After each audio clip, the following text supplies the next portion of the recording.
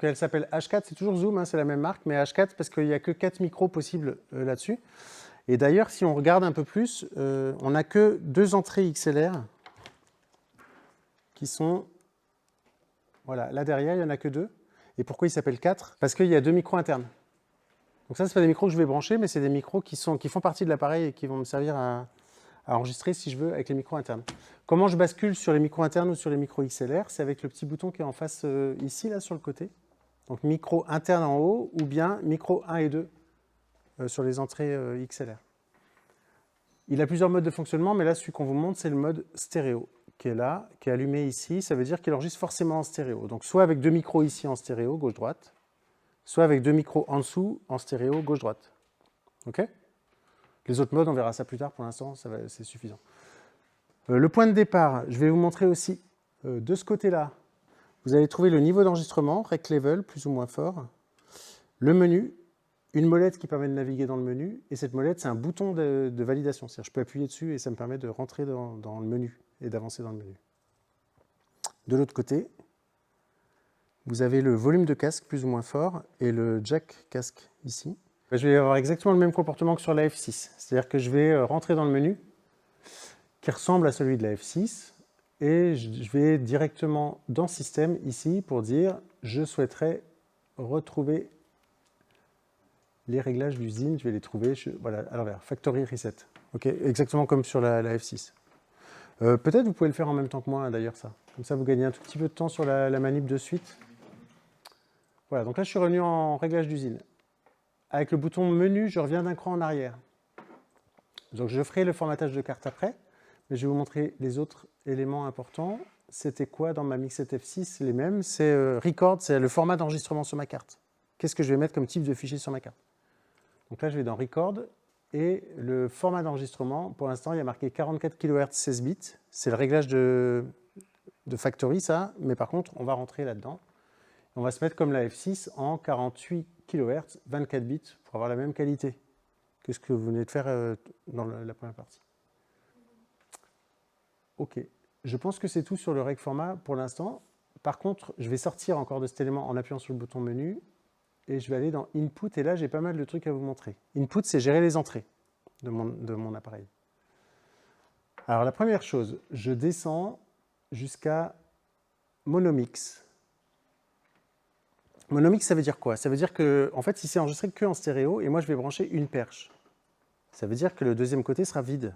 Il n'y a pas de micro branché dessus. Donc, dans mon casque, comme il enregistre de la stéréo, je vais entendre la perche d'un côté, mais de l'autre côté, j'entends rien. Il y aura du silence total. Ça, c'est assez inconfortable en enregistrement. Donc, vous pouvez lui demander de recopier en fait ce qu'il a d'un côté, de le recopier de l'autre côté. C'est ça qui s'appelle Monomix. Donc, je vais rentrer là-dedans et je vais lui dire, bah oui, Monomix, tu me le mets sur On, comme ça, j'entendrai dans mon casque ma perche des deux côtés. C'est de la triche, hein, c'est pas deux côtés distincts, c'est le même, mais il est recopié. Ensuite, je descends d'un cran, 2 crans, et j'arrive à la lime fantôme. Alors, comme d'habitude, c'est-à-dire si vous décidez de ne pas mettre de pile dans votre micro-perche, il faut mettre en route la lime fantôme ici. Après, là, on va être sur batterie. Donc, on n'a pas tellement intérêt à tirer trop sur la batterie du H4. Donc, il vaut mieux mettre une pile dans votre perche et laisser la fantôme sur off. Comme ça, on ne tire pas trop d'alimentation pour alimenter les micros. Déjà, on a alimenté l'appareil, c'est déjà pas mal. C'est clair, ça, pour tous?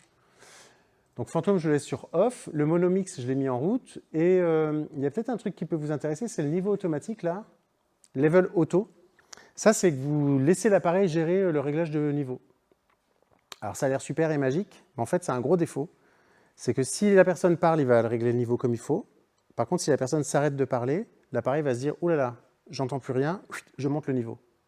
Et donc on va entendre arriver du bruit, en fait, un espèce de souffle, juste parce qu'il trouve qu'il n'y a pas assez de volume, donc il monte sans vous demander votre avis. Donc on essaie d'éviter ce truc-là, en fait. Le level auto, il vaut mieux gérer nous-mêmes le niveau une fois pour toutes.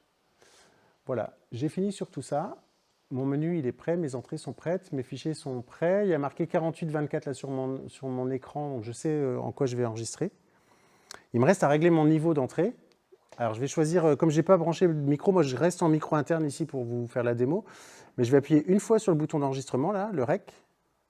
Ah, j'ai dû appuyer 2 fois. Attendez. Une fois, il clignote. Voilà. Quand on appuie une seule fois, il clignote. Et ça veut dire, j'enregistre pas encore, mais par contre, vous voyez le vumètre marcher. Donc, avec le bouton qui se trouve sur le côté, sur la face droite, là, Rec Level, je vais pouvoir monter... pardon, je me trompe de bouton. Là, je peux descendre le niveau d'enregistrement ou monter le niveau d'enregistrement pour être vers... Alors, une ambiance, c'est pas -6, -12. Si je veux enregistrer une ambiance stéréo, c'est plutôt vers -20, -30. C'est jamais très fort, une ambiance. Donc souvent, vous allez être tenté, et je pense que vous aurez raison, de monter le niveau d'enregistrement au max, le plus haut possible, pour avoir le max de niveau possible pour un truc qui est faible par nature. En fait.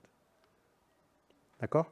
Ça, une fois que c'est réglé et que ça clignote, la prochaine fois que j'appuie là-dessus, là, cette fois-ci, voilà, là, j'ai appuyé une deuxième fois, et là, ça enregistre. On voit le décompte qui se fait sur l'écran. C'est pas en rouge, mais ça montre que c'est en train d'enregistrer jusqu'à ce que j'appuie sur Stop. Et le Stop, c'est l'arrêt de l'enregistrement, et il me donne le nom du fichier à l'affichage. Mono 003 pour moi.